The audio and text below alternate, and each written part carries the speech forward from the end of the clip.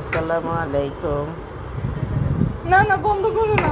Issue করতেছে না, এরকম করলে তো কথা বাসায় বলতে। তৈরি করছি মোগলাই পরোটা আমি করি এই জন্য। বিকেলের নাস্তা,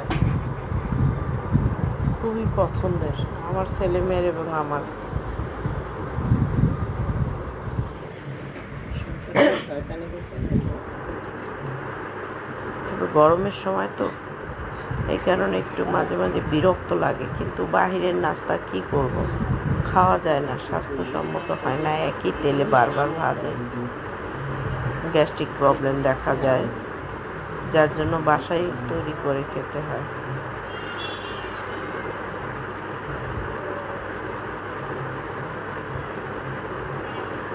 অ্যাকচুয়ালি বাসায় তৈরি করাটা কঠিন হলেও সবার উচিত বাসায় তৈরি করে খাওয়া, কারণ খাবারের গুণগত মান মেনটেন করা জরুরি।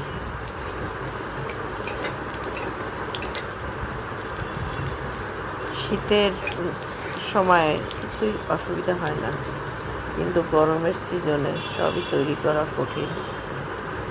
কিচেনে গেলে ঘেমে যাওয়া হয়, তাই বাসায় খাবার তৈরি করে খাওয়া একটু কঠিন।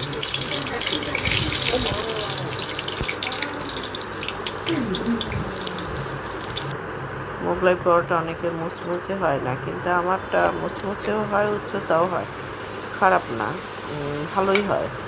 দোকানের মতো একদম না হোক, তারপরেও ভালো হয় বলা যাবে, খেতে ভালো লাগে। এবং ওরা তো, আমার বাচ্চারা তো বলে বাসাটা মজা বেশি, দোকানেরগুলো একটু ফ্রেশনেস কম থাকে, যার ফলে বাসাটা খায় ওরা।